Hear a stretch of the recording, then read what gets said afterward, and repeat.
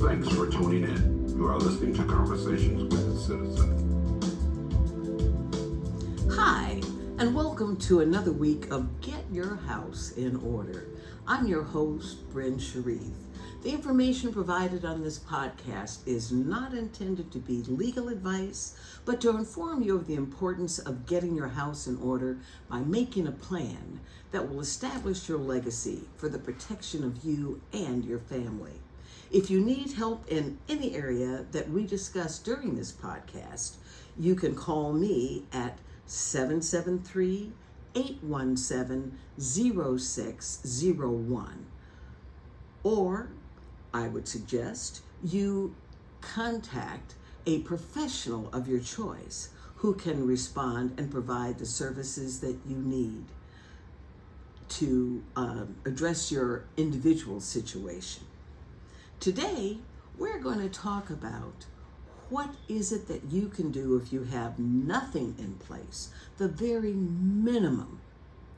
And that very minimum is to address what your situation would be if you should become ill. I recently had an experience where a friend became ill and had to be rushed to the hospital. Sometimes we are able to speak for ourselves, but in those instances, if we are not able to speak to ourselves, and our loved ones, our relatives, our children, spouses, whatever, come to the hospital, that is the time when the hospital is going to ask whether or not the family has a power of attorney. A power of attorney for medical decisions. These are things that I suggest that family get together. That you bring your children, your siblings, whoever it is that you want to give your medical power of attorney to, they need to have that signed, witnessed, and notarized.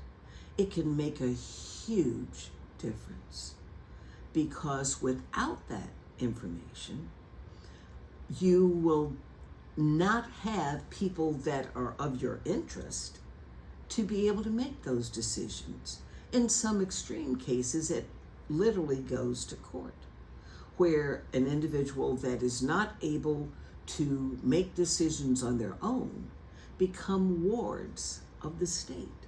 And the state then makes decisions for you. This often happens when individuals have children that are out of town and the hospital needs to protect their interest. They will then defer that to the state. We don't need to have that. Why don't we think in terms of protecting? They say if you have no plan, if you fail to plan, then you've planned to fail. And we have too many failures. I happen to have a friend that was taking care of her mother, who was aged like my mother was. And we would commiserate on how our aging mothers, her mother was already over 100, my mother was approaching 100. So she and her brother lovingly cared for their mother. The brother then became ill. So my friend became his medical power of attorney. So here she is at home taking care of an incapacitated brother and an incapacitated mother. You know, in some circles they say things come in threes. In her instance, it did. Her son happened to have had an accident on his job. He was then rushed to the hospital. She was called as the emergency contact, and when she got to the hospital, that was one of the first things that they asked, whether or not she had a power of attorney, a medical power of attorney to make decisions for her son. She didn't. So the hospital, to protect their interest, by her identifying herself as his mother, they provided her with a medical power of attorney. She signed that medical power of attorney. Now, the medical power of attorney that you're going to be given by a medical facility is generally just going to be for that medical facility. It's not going to be for other medical facilities. This is a CYA for them. And I'll just say to cover their assets. That is why they have that power of attorney that they offer for you. The son was released to her care. So here this poor darling is with her incapacitated mother, her incapacitated brother, and now her incapacitated son. The son happened to have had a daughter that lived out of town. And even though they had been estranged, she just thought it only fair that the daughter be informed that her father had been injured. The daughter came in town and was somewhat supportive of her in taking care of her father. The father then had a relapse. He was then required to be taken to the hospital again, but not to the hospital where he had been taken as an emergency patient, but when the ambulance picked him up, they took him to the closest hospital. That closest hospital, when he got there, and his daughter had gone with him in the ambulance, they asked the daughter, "Does he have a power of attorney?" She said, "I don't know." So they said, "Well, we need a medical power of attorney." They gave her a medical power of attorney, which meant that she had complete charge over what medical treatment he would or would not receive, and all of the things related to his care while he was in that facility. The travesty was that because he was injured on his job, the daughter, who had been estranged from her father for, I think, close to 30 years, saw dollar signs. Her father had been injured on the job. She knew that there was going to be an ensuing suit. She was his next of kin. She would not allow her grandmother to come and visit the father.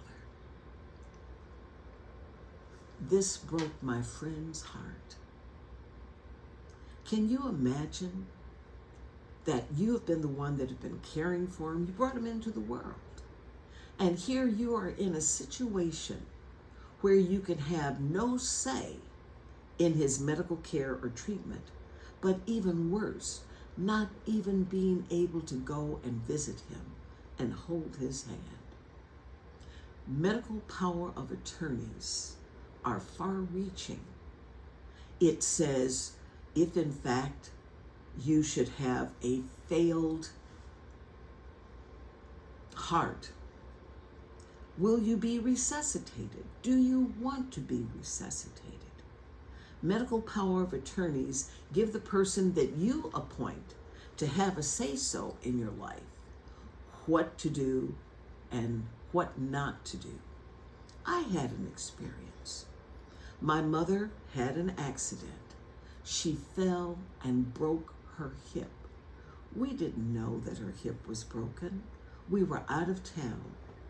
And being out of town, when she fell, I immediately called her attending physician here in Chicago. And he asked me certain questions, which I answered. And he said, well, it doesn't appear that there's any dire need for her to be treated in an emergency situation. Wait until you get back to Chicago, which is what I did. And she had a surgical knee, and she had a knee that she had not had surgery on. When she got the surgical knee, the doctors had told her, if you ever fall, don't fall on the surgical knee. Fall on your natural knee. And that's what she did. Well, over the years, arthritis had built up in that knee that she had not had treated. And because of the injury, her knee had swollen to an unbelievable size. She had a lot of fluid on that knee. She said that it hurt, but it wasn't excruciating pain, unless I guess my mom had an unbelievable high tolerance of pain. When we got back to Chicago, I took her to the doctor. He gave her an examination, drained the fluid from that knee, and then said, "It doesn't appear that anything has been broken, but just as a caution, I think we should get your mother x-rayed." That meant that I had to take my mother to the hospital because the clinic where she attended did not have any x-ray equipment. So because of the discomfort my mother had in getting in the car to come to the doctor's appointment that morning, I asked the doctor, is it possible that we can take her to the hospital in an ambulance? Can she have ambulance service? So he said, certainly. He called an ambulance. She was taken to the hospital in the ambulance, accompanied by her brother, who's my uncle. I then drove to the hospital, parked, came in. She was in the emergency room. And when I got into the emergency room, I saw that they were hooking her up to all of these monitors and things, and I couldn't understand that. And I asked the nurse that was hooking her up to all of the monitoring systems, I said, she's only here for an x-ray. And the nurse said, anytime a patient comes into the emergency room, this is our protocol. We have to hook them up to these monitoring machines. So I said, okay. It was not 10 minutes later, my mother went into cardiac arrest. She had, for all purposes and intent, she had died 10 minutes after she got hooked up. The doctor came out to me and said, your mom's heart has stopped beating. What should we do? I said, what should you do? He said, well, some people have a non-resuscitate when they're like up in their 90s. And my mother at that time was 93 years old. I said, well, I have a power of attorney, and she specifically said to resuscitate her. I said, so I want you to resuscitate her. They did. 45 minutes later, after I called my brother rushed up to the hospital, she went into cardiac arrest again. And the doctor came back out. He said, she's in cardiac arrest again. What do we do? I said, I want you to do the same thing you did the first time, but do it better this time. Fortunately, it did work. My mother, it was found after she had the x-ray, and this was amazing. She had broken her hip. She had to have what they call a hemioplast something, meaning a full hip replacement on her right side. She underwent that, and I am so glad that we took her for that x-ray. Had she not gone, had the doctor just done his cursory exam and said, well, it doesn't appear anything is broken, what happened that caused my mother's cardiac arrest is that they have, it's a blood clot, an embolism. And blood clots, because the injury had happened several days before, that is what had gotten into her heart and stopped her heart. So, and this is a cautionary, if an elderly person or anyone has a fall and you notice that there are things, i.e. my mother's knee had swollen, make sure you go and get that looked after immediately. Have a medical power of attorney. Because if I do believe, If I had not had a medical power of attorney for my mother, the doctor's mindset was, this woman is 93 years old. Why should we use our resources for someone that is 93 years old? Because he couldn't see the value. But he didn't know my mama. He didn't love my mama. And so I would not like you to be in a situation where you would have to have a doctor and the doctor would think that, hey, the person is old, let him go. My mother lived 6 years beyond that time. But had I not had the power of attorney, I shudder at the thought of what might have happened on that day. So, be ye ever so prepared, because you never know the day nor the hour. Get a medical power of attorney, ASAP. If you need help with this, I'll be very glad to do that. As I said, my phone number is area code 773-817-0601. Make your plan now. Don't be in that planning to fail. Thank you very much, and I look forward to seeing you again next week on next week for Conversations with the Citizen, the place where real news can be heard. You can listen on iHeart, Spotify, and iTunes podcast streaming services.